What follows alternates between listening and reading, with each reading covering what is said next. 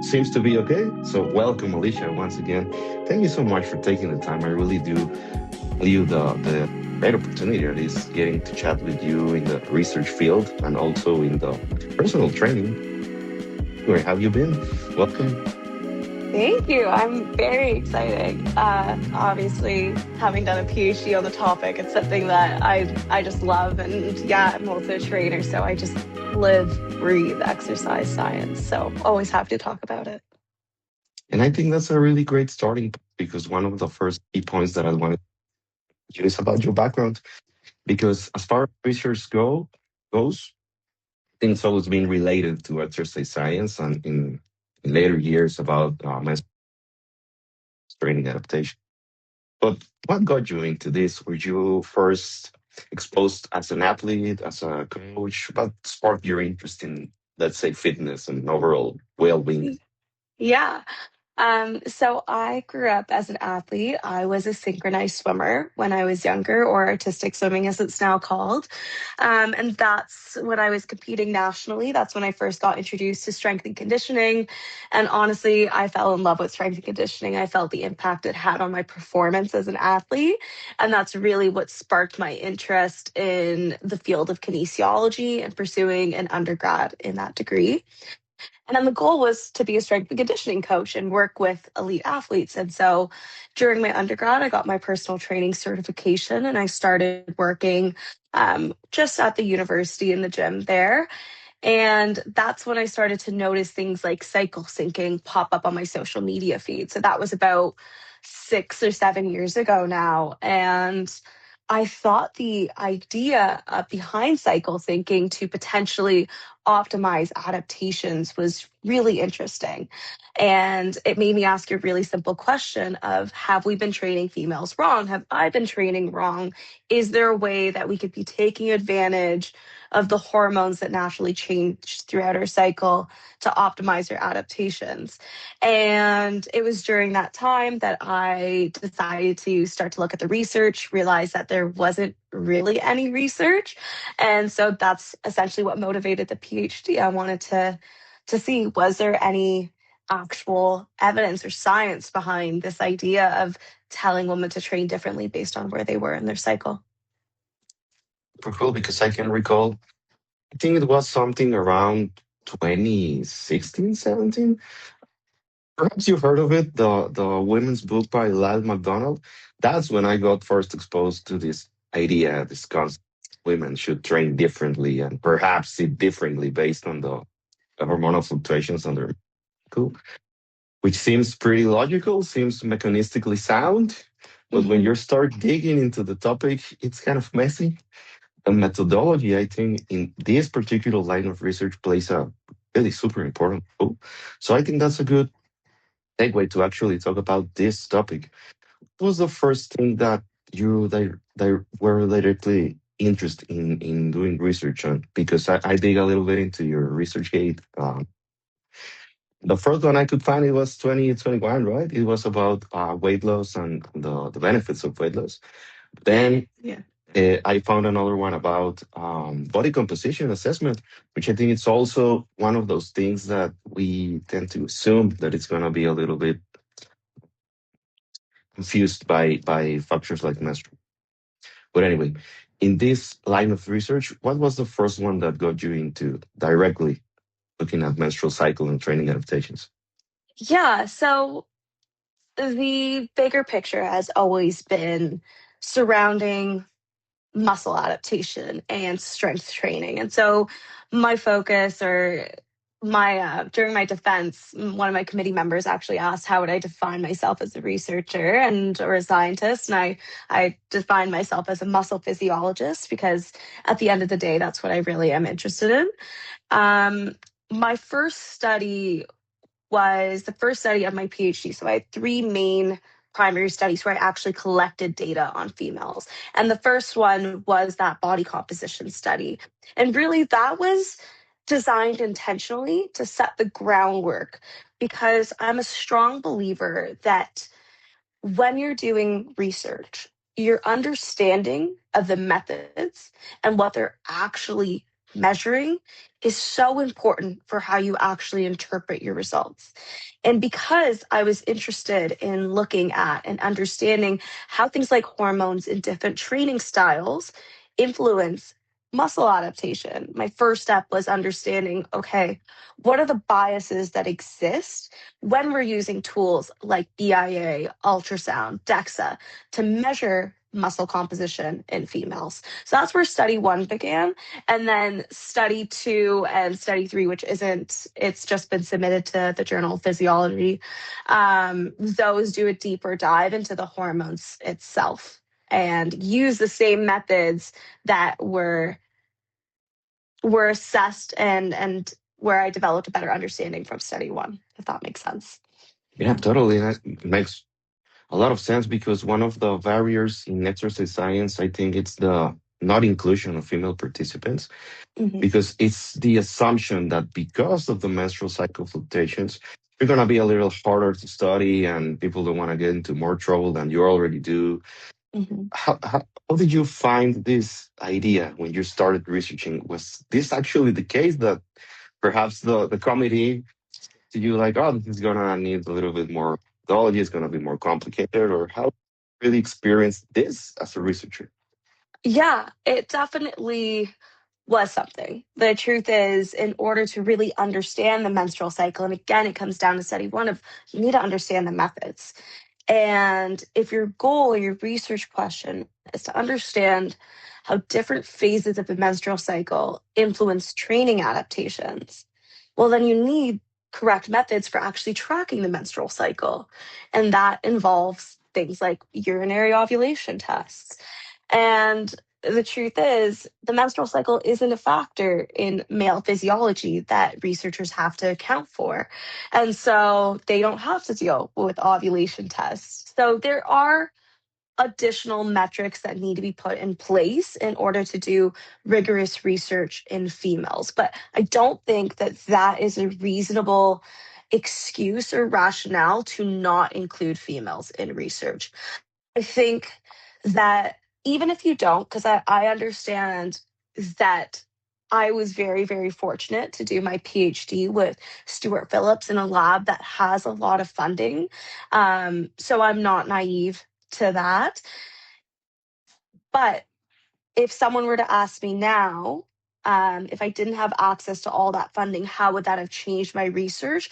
I don't think it would have changed the study that I did or the aims that I was investigating females, but I think it would have changed just how I interpreted my findings. The truth is, if I'm not tracking the menstrual cycle using best practice methods, that's okay, but I need to be transparent in how I disseminate and translate my findings going forward and interpret them.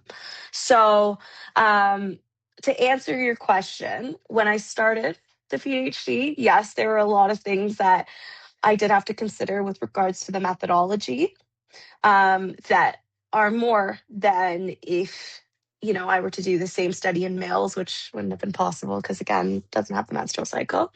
But now that I'm done 6 years of investigating that topic, at least when it comes to muscle physiology itself. So if you're looking at skeletal muscle adaptations, it really does seem, and we have high quality evidence that's come out on this, that the menstrual cycle and reproductive hormones don't seem to have a major influence on both acute, so short term, and chronic outcomes, which means if the menstrual cycle isn't your primary aim to investigate, then I don't think it's necessary to go through all of that ovulation testing and ensure that someone is in the same phase. That is at least the evidence that we have right now that we see, you know, acute muscle protein synthesis isn't different between phases. So do you really need to control for it anymore?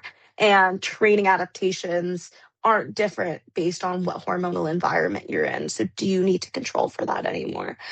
So if the menstrual cycle or hormones are not your primary research question, I don't think it's necessary to employ all of those same methods. You still need to be transparent in that you didn't look for that, and that might be a variable. It's always valuable to collect information if you can.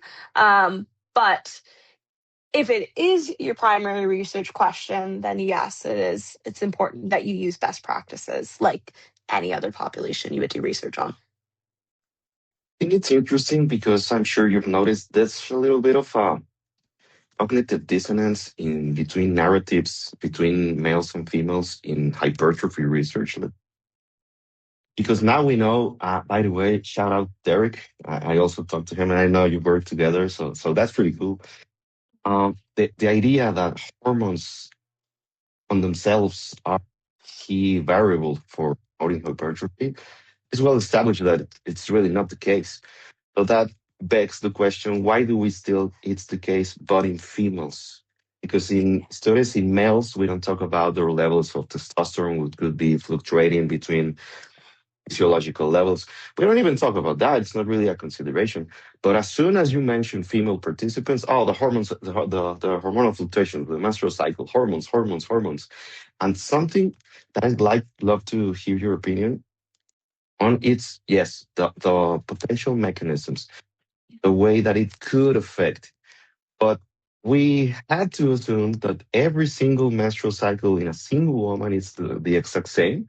There are no variations between female subjects. So how do you deal with that conflicting narrative between males and females? And also the second question that I want to you, what are the best practices for menstrual cycle in a research setting?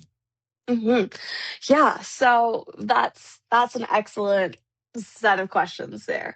So the male versus female paradigm is very, very interesting. And you mentioned Derek. Derek is one of like my closest friends. That's Um, yeah, and such a smart guy, amazing colleague, just 10 out of 10 person all around. So him and I wrote a review paper a couple years ago called Hormones, Hypertrophy, and the Hype. And it was kind of touching on this idea of, okay, let's look at the evidence on anabolic hormones in general. So testosterone, growth hormone, IGF-1, and let's see, is there an impact of those hormones on hypertrophy? We saw nothing, right? Even in acute, using best practice methods and high quality literature time and time again in humans, we don't see an effect of these anabolic hormones when they fluctuate within normal levels in humans on hypertrophy adaptations. And then we looked at that time what was limited evidence on estrogen, and we found a similar result. Progesterone is another really important hormone in females that truthfully has just flown under the radar. No one really has looked at it. I think that that stems from a couple different reasons. One, we're just seeing female physiology really emerge in the exercise science space. And then the first thought people have when think about female hormones as they think about estrogen, but progesterone is just as important and as potent and variable throughout the female lifespan. So the truth is, though, we don't know much about progesterone other than this assumption that it antagonizes estrogen. And so people have taken that to say, okay, well, if estrogen is anabolic, it builds muscle, and progesterone does the opposite, it must break down muscle, which is a huge, huge jump. And that's what my last study that's in submission right now actually interrogated. I was just really interested in progesterone. Um, but yeah, that's a huge jump that like people should know there is absolutely no evidence to suggest that progesterone is going to cause you to break down muscle or make it any harder for you to build muscle. I think the difference and where this narrative emerged from with males and female hormones having differential effects on physiology, I honestly think it has more to do with the symptoms that are tied around the menstrual cycle. So while males experience fluctuations in testosterone, the symptoms that they experience with those fluctuations aren't as severe on daily function, daily well being as the symptoms that females typically experience with fluctuations in hormones across the menstrual cycle. And so I think it's that divergence there that has potentially led to this idea that hormonal fluctuations in females may have a more significant impact on adaptation. But the truth is, up until recently, there was just no good evidence to actually suggest for or against in females. But the hypothesis, when you think about it in the lens of male hormones, there's some gaps there in the mechanisms. Um, does that answer question one? Totally. So there's some volcano-sized gaps that we just seem to jump without any hesitation, right? Yeah. And it's interesting, like, you know, I empathize because I think in some cases it has come from a good place of trying to fill this gap with the evidence that we do have. But we fail to acknowledge that the evidence that we do have in so many cases is more on the preliminary side. So we're extrapolating findings from rodent models of how estrogen and progesterone works to humans. And I understand the inherent need and want to better understand how these hormones work in females, but we need to acknowledge sometimes that those jumps are not appropriate and can actually cause more harm than good. But yeah, so that's what I've noticed when investigating and researching this field in the past over the past like 5-6 years is there are gaps, they're being filled, and it's okay to look at preclinical models and you know make educated interpretations based off of them, but for them to inform practice, that's just not where we're at yet. And I think society as a whole and social media and certain influencers really took that to an extreme, which we just weren't ready for yet. Makes my blood boil sometimes, I swear. It's good that it opens up the conversation, but it feels like it falls on deaf ears. Going Mm-hmm. to the second question, I think it's important to acknowledge what are the best Mm-hmm. practices, I'm sorry, in research for tracking menstrual cycle. Yeah. Because what does that mean to us in practice if we were to assume that we need to train differently? Because if it's hard already to track Yeah. it in a research setting, Yeah. God Yeah. knows it's super hard and it's more so a game of guessing in Yeah. with training with a client, right? Absolutely. And yeah, so I would love to touch on that. So, best practices. When it comes to the menstrual cycle, there is so much variability, as you said before. First, I'd like to clarify that cycle syncing and this idea of taking advantage of these different hormonal environments relies on one major assumption. And that is there's multiple assumptions, but a major assumption is that that textbook image that we see of the menstrual cycle is what every female that has a period experiences. That is not the case. So, first of all, we can look at our premenopausal demographic and we can say anyone that is on any form of contraceptive, your hormones do not look like that picture for the most part. Okay, especially if you're on a hormone or an oral contraceptive. So, cycle syncing to take advantage of this surge in estrogen before you ovulate, it's very unlikely to actually exist that follicular phase if you are on any form of hormonal contraceptive, especially oral contraceptives. So now we have, let's say, about 60% of the population, 50 to 60% of the population that isn't on any form of contraceptive. Now we have to look at those individuals and say, do you even have what we call a regular menstrual cycle? So, menstrual cycle length is the time or the amount of days between day one of your period all the way until day one of your next period. So a lot of people, and I've screened over 100 different women and asked them about their menstrual cycle. One of the things that breaks my heart is when I say, "Okay, what is your cycle length?" And they normally say, "Oh, it's about 5 or 6 days." That is just your menstrual length. That is how long your period typically lasts or that menstrual bleeding. But your menstrual cycle length is generally between 21 and 35 days. So again, it's that time from period day one all the way past when you've stopped bleeding, all the way until the start of your next period. So, one of the things we look at with cycle length is if your cycle length is shorter than 21 days or longer than 35 days, that gives us an indication that you're likely not ovulating regularly. And that again means your hormones don't look like that textbook picture. Okay. So now we have that 50% that is not on contraceptives that have a period. We just shrunk that down even more because not all 50% have that regular cycle length, meaning they likely don't have that nice picture where cycle syncing makes sense.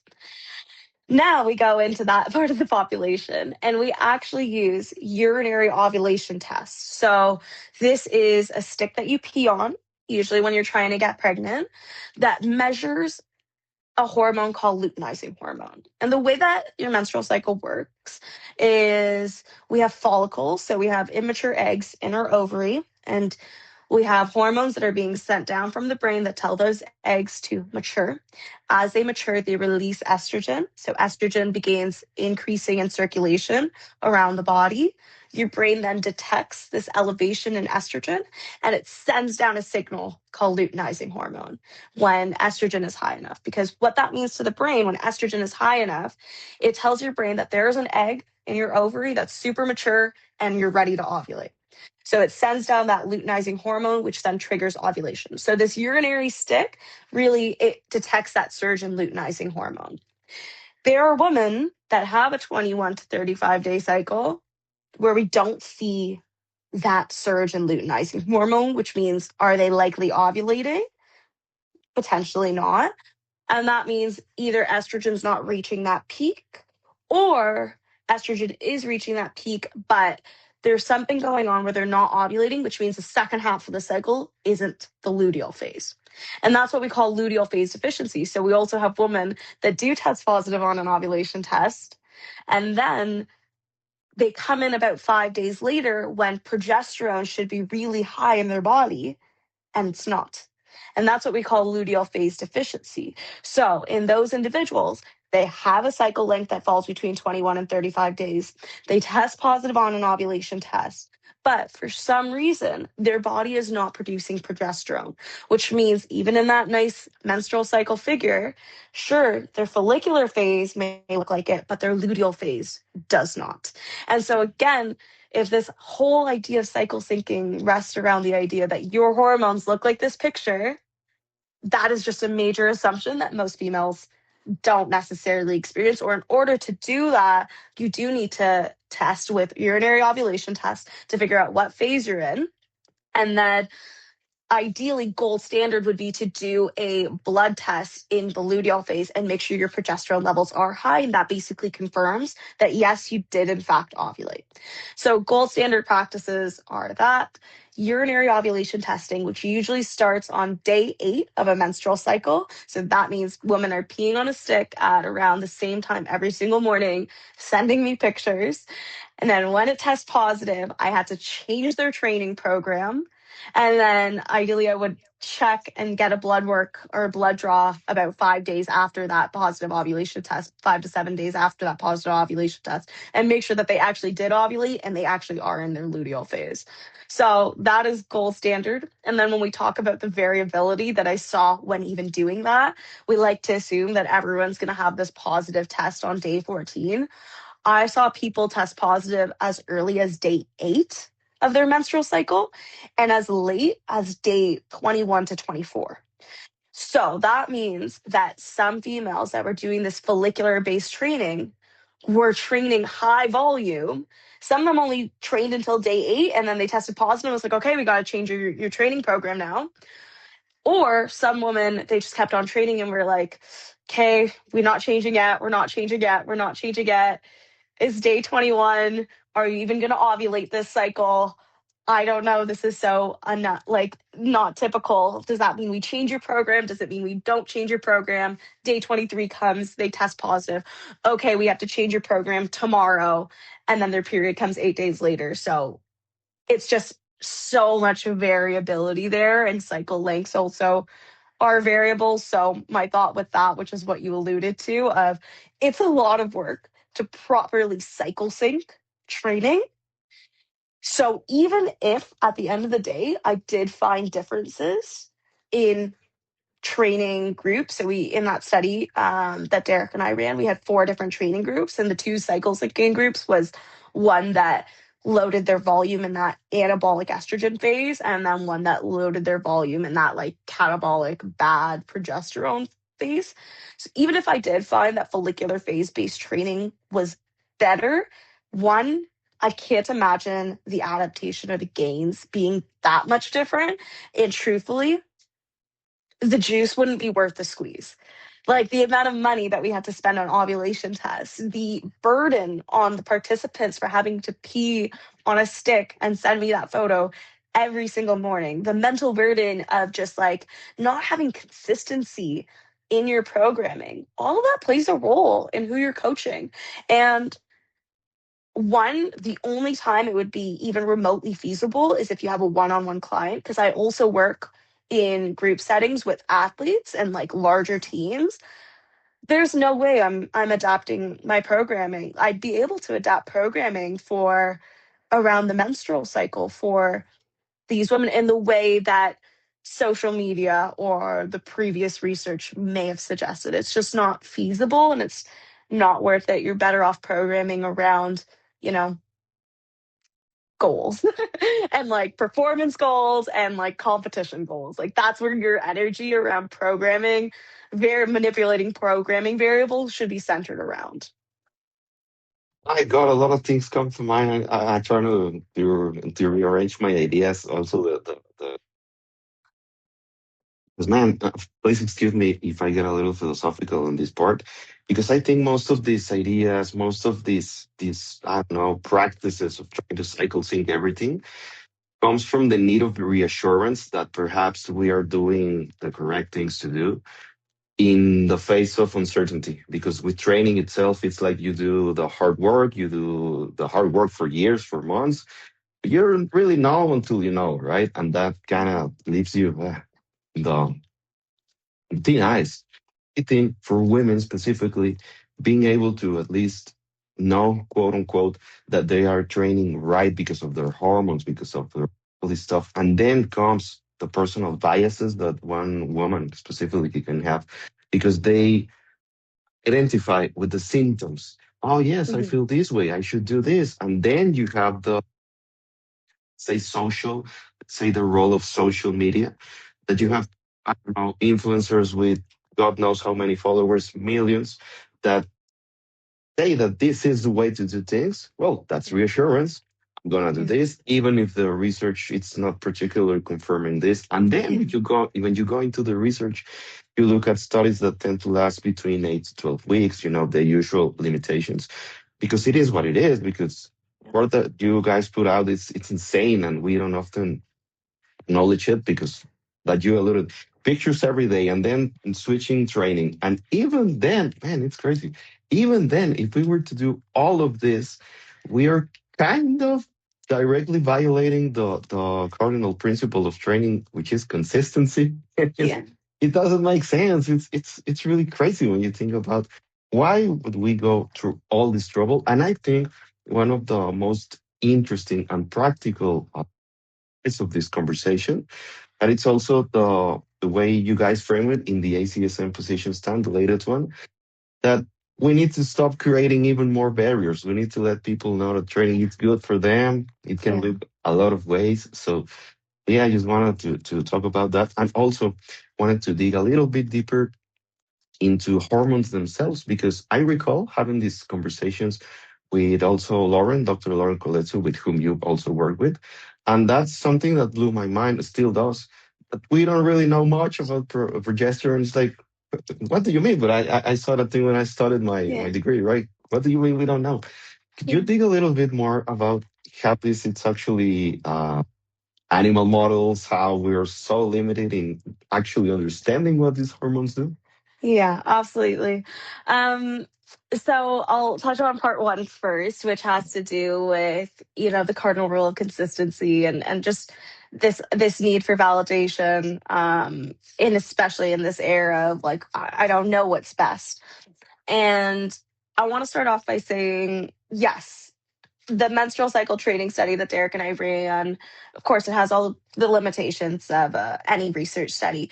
It was what we say 3 menstrual cycles, because again, like I mentioned before, menstrual cycles aren't always perfect 28 days. So some women were in this protocol for only around 12 weeks. Some women were in this protocol for almost 16 weeks. So it was 3 menstrual cycles, whatever that was for an individual, so we could capture all those phases. And at the end of the study, what we found was we had 4 groups. We had 2 menstrual cycle training groups. We had 1 consistent training group and 1 group that didn't do any exercise. And what we found is that everyone that trained build muscle and increase strength. And there was no difference between the training style, like training programming styles. So that is like my big message of like lifting weights is good.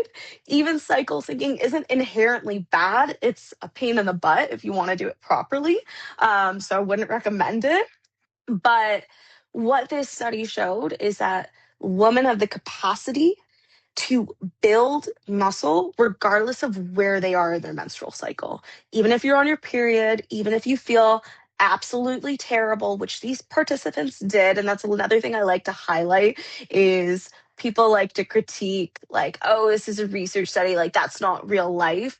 These were real females that were coming in through their menstrual cycle. Like they had all the symptoms that I experienced that any other female experiences. They had all of the mental burdens of I don't want to go in right now because I feel like absolute dog shit, or I don't want to, or I do want to go in right now. Like they experienced all of those same symptoms when they were coming in and training, and they saw the same adaptations regardless of how we synced training to their menstrual cycle. So I like to say that these were real people with real symptoms, and what this research found was that they had the capacity to build muscle regardless of where they were in their menstrual cycle, regardless of how their symptoms played a role. And one of the most interesting things was that, or, impactful things was that everyone left that training session feeling better. Even if they came in when they were on their period, absolutely miserable, like hating me and Derek because we were about to make them do 5 sets of leg press and leg extension to failure, they left feeling better about themselves and they got stronger and they built muscle. So that's something there. My other thing that I always like to say is that, we didn't find cycle syncing to be inherently worse, right? Like everyone saw the same adaptations. So my thing there, and this has to do with reducing barriers to exercise, because honestly, that's the best thing you can do for yourself is just exercise. And I think as practitioners and people that are spreading this information, the best thing we can do is reduce the barriers to exercise. And so, what I always say is if this idea of cycle syncing gets you from doing nothing to something, then sure.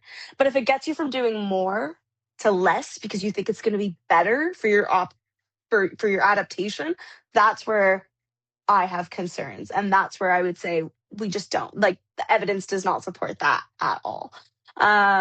So if it gets you from doing nothing to something, by all means. If it gets you from doing something to less than, wouldn't recommend it. Because at the end of the day, the reason I think that we didn't see differences between the training groups, so they all did the same amount of volume. When these females came in and we watched every single training session they did. We wrote down how many reps they did, how much load they did. We tracked their volume. And at the end of the day, all the groups did the same amount of volume, which is why I think they saw the same amount of adaptation.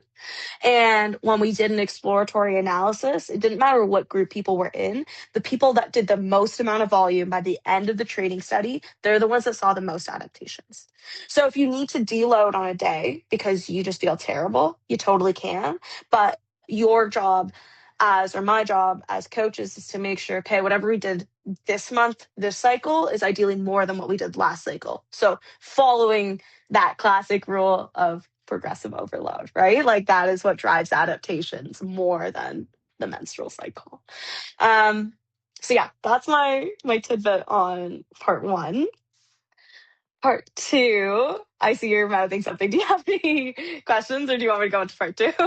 Oh, yes, I just want to hear it because it's so fascinating. Yeah. So part two, progesterone. Progesterone is a fascinating hormone. The actual hormones themselves. So yeah, as Lauren mentioned, like a lot of our understanding of these hormones come from preclinical models, so rodent models, and that's not a bad thing. The thing is, within the field of science, those preclinical models are really important for helping us develop an understanding of how these hormones can work in isolation. Do they naturally translate to humans? No, not at all. But that's why they're preclinical, because one, we can do things to those rodents that wouldn't naturally occur in humans or wouldn't be safe to do in humans. So that way we can really get a deeper understanding of how these hormones work.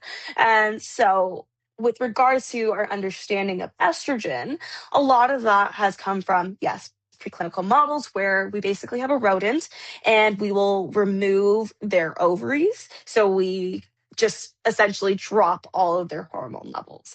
And we see how that affects, this mouse's muscle. Or how they train and how they perform.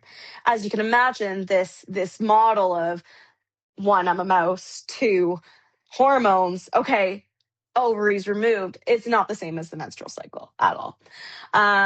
Another model that we have previously used to understand hormones is, looking at hormone replacement therapy or postmenopausal models. So this is definitely, one step closer because it's actually in humans.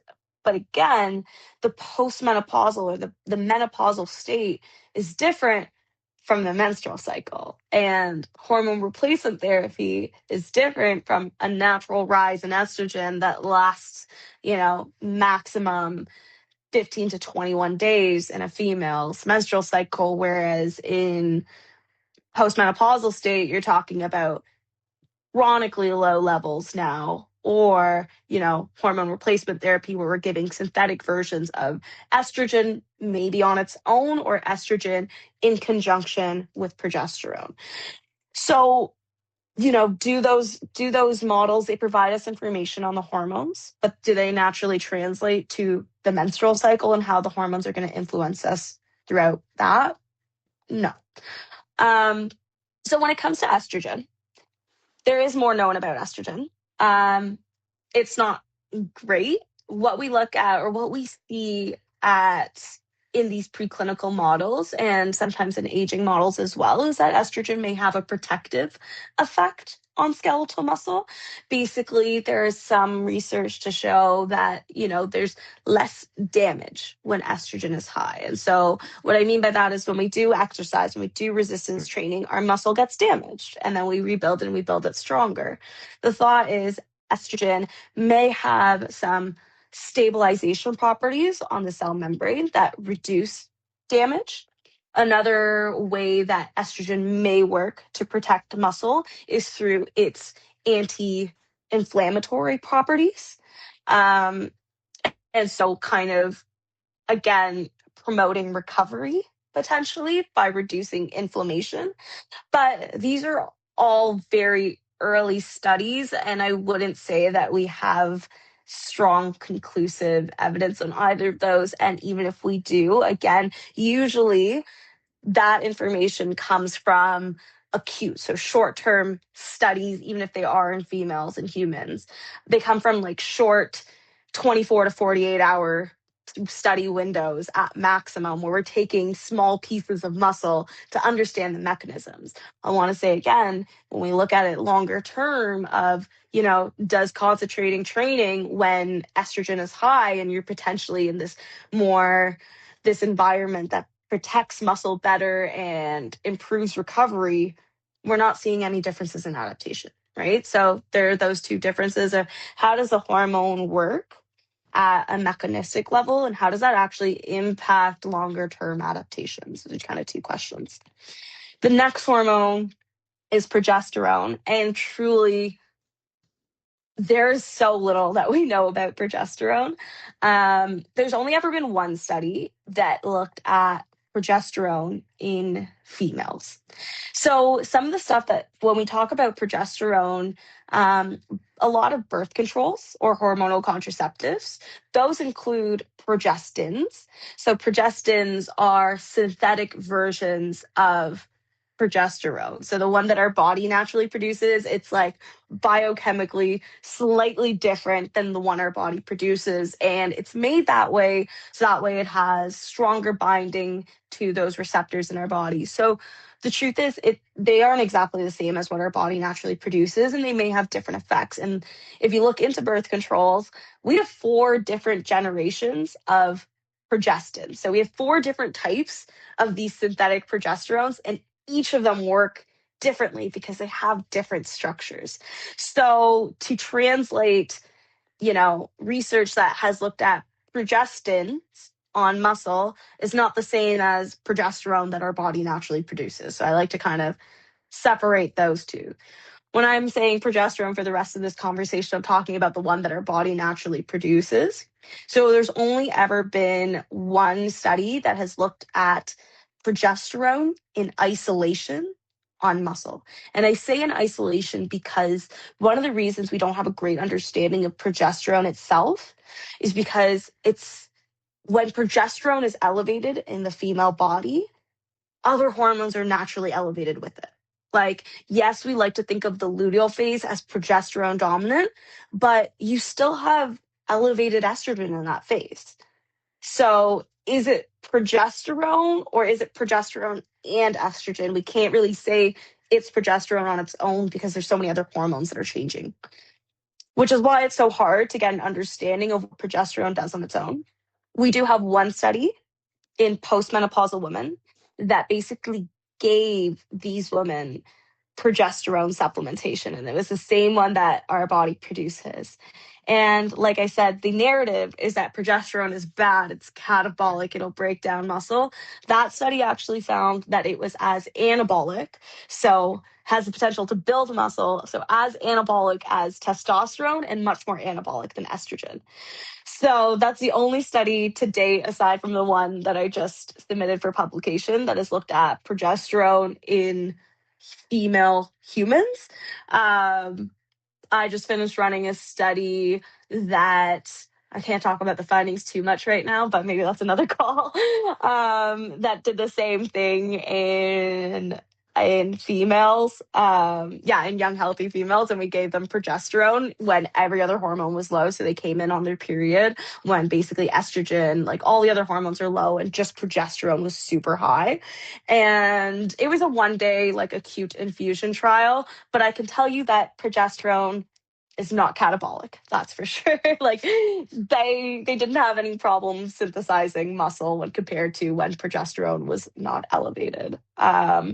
So that's interesting. And then you can look at some of Lauren Colenso Semple's work, where I believe it was hers, that had the late follicular, so estrogen high, versus mid luteal, where estrogen and progesterone are high. So estrogen wasn't significantly different between the phases, but progesterone was. And again, no differences in acute muscle protein synthesis, or breakdown. So is progesterone catabolic? No, doesn't look like that. I wouldn't hedge and I wouldn't frame that narrative. Or if anyone came up to me with that narrative, I have now three new pieces of evidence that are high quality in humans that really counters that. And I do know the evidence that this narrative originally generated from, and that had to do with more indirect measures of whole body protein breakdown and circulating amino acids. And sorry, I'm rambling, but I can go into that too if you would like, of like how did this narrative of progesterone is catabolic even began.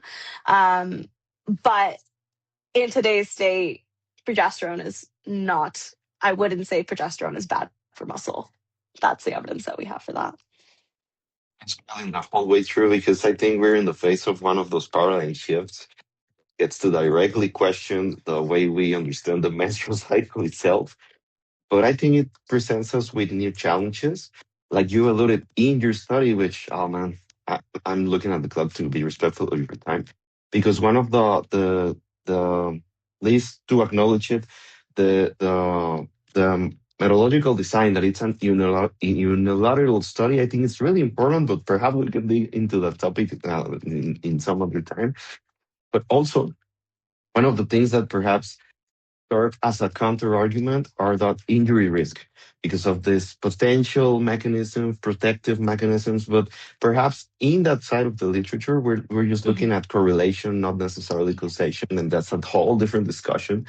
So one of the things that almost to close up, I wanted to ask you is how would you frame all of these findings when working with people? Because one thing is in the research area, because working with people, it's for me at least, if I was to tell a Mhm. girl, you can train, don't worry, the symptoms, they're going to Yeah. slap me in the face and it's Yeah. totally understandable. I would take the Yeah. hit. Yeah. How would you frame it in a way that actually acknowledges how the woman is feeling, Yeah. but not lands on the side of, oh, it's just hormones, you know? Yeah. Yeah. Absolutely. So actually, I would say the way that I've been coaching my clients is essentially really exciting news. We do have evidence to suggest that even when you're feeling not great because your hormones are really low, you can still build a lot of muscle and strength.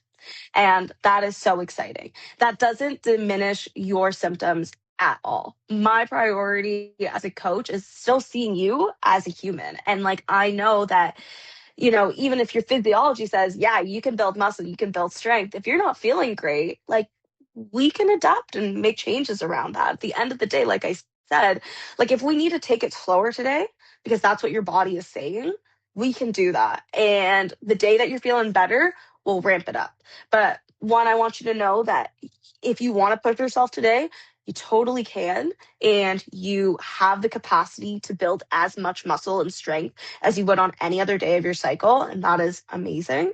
And if you're not feeling great, that's also okay. And we can adjust your programming. You can make up for it on another day.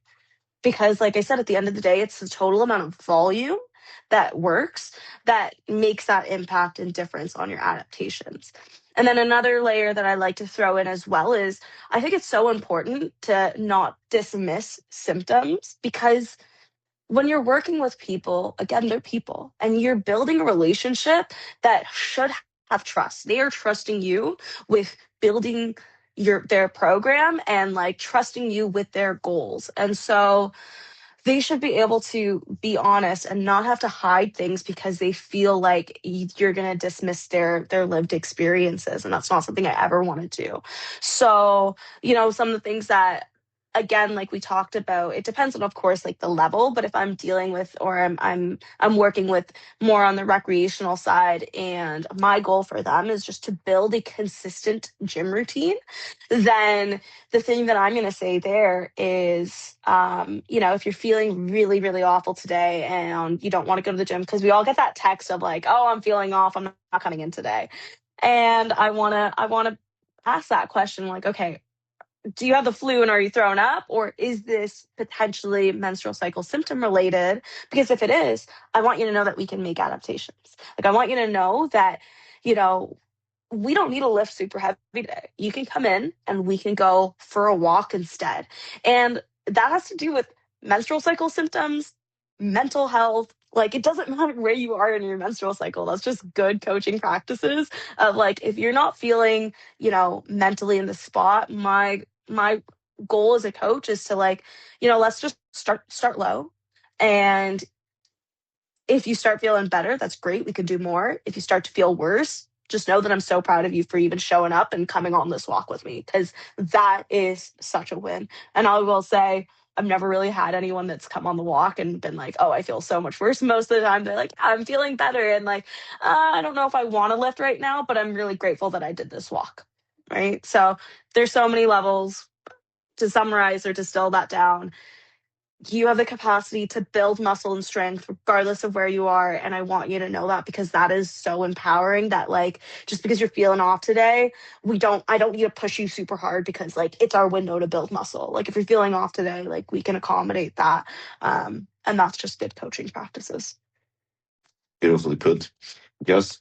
Two more things. The first one, congratulations on your PhD. Oh, thank Well, you. well, it's actually three things I like. The second one is I'm super stoked about your soon to be published paper. And the third one, because I had a lot of more questions about also protein metabolism to dig a little bit into the methodology of your 2026 paper. Mm. Um, and a lot of things injury related. But anyway, I just want to be again super respectful and grateful of your time, Alicia. This has been, for me at least, a lovely conversation. So I've learned a lot from you. I'll be uploading this as is, perhaps just a little bit of audio enhancement to YouTube. So anyway, I don't know if you have any closing regards, but thank you so much for taking the time. Of course. Thank you so much for having me.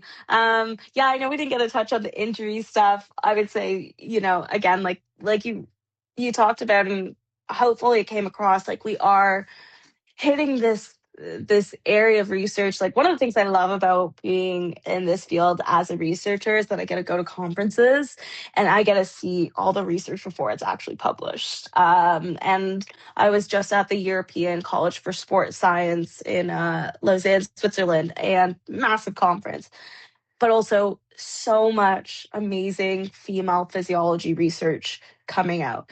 So, my message around this idea of potential injury risk, the thing is, always listen to your body. Second one is the literature that does exist right now. If you looked at I want to say three or four different meta analyses that look at injury risk across the menstrual cycle, you'll see right off the bat that all of them point to a different phase of the menstrual cycle. So I think that in itself should be your first cue of like, there's no consistent timing in the menstrual cycle that your risk for injury is elevated, not that we know of right now. Um, so that's kind of my thoughts on injury risk across the menstrual cycle. I think that there's, again, like training adaptations, so many other variables that play a role in injury risk. And yeah, this is a whole other Instagram live on like, but there's differences between males and females in injury risk. And like, absolutely they are, but there's also differences in males and females and their training experiences, despite them competing and training at very similar levels at, professional levels. But their background, we can look into that from a sociocultural side of things and say, okay, when did women start lifting versus these male athletes? And if we talk about tissue resilience, like there's biases there. So is it the biological differences in sex hormones, or is it the differences in the sociocultural side of just experiences and exposure to good coaching practices and equal training facilities and grounds that are playing a role in these sex differences and injury risk? But yeah, that's my 2 cents on injury risk right now. We don't have good evidence for increased injury risk at different phases of the menstrual cycle.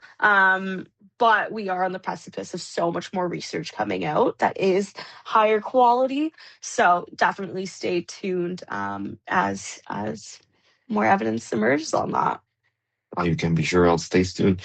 Which I think it's really funny because we're talking about observational studies. It's not like we're going to have an RCT and researchers are going to tell people, hey guys, hey girls, some of you might get hurt. We don't know. It's a surprise. So it's not going to happen. So at least acknowledging that, I think it's a step in the right direction. So, Yeah. Alicia, wish you the best in your future endeavors. Thank you so much for all the great work that you've been putting out, be it with Lauren, with Derek, with Dr. Stu Phillips. I think you're moving the field in such a positive manner, also with Brad, to get more people to train and to get the benefits and stop making these influencers comment on stuff that they don't know. Because I think also the way we communicate science, and for me at least, that's what I try to do in my little side of things, really important. So that's why I'm so grateful for your time and you're taking the space to talk about your research, Alicia. Of course, thank you for having me and thank you for putting in that work because I try sometimes the social media stuff. I And understand. I know how much energy and work it takes to providing reputable, high quality content. And, reaching out to reputable sources to share this information. So you are doing great stuff, and I hope your listeners appreciate that from you, because it's a lot of work. So props to you on that. We had another chance to dig a little bit deeper into these topics. Of course. Thank you so much. And yeah, if any of your listeners are there and want to follow my her health and performance page, that's typically where I'll post my research as well. Or you can follow me on ResearchGate. That's also where you'll see my research, or Google Scholar. Sure thing. I'll make sure to make you a collaborator on the reel once it's uploaded. So I hope you have a great rest of the day, Alysha. I hope to Thank talk to you. you soon. And Of course. anyways, thank you so much. Thanks. Bye bye.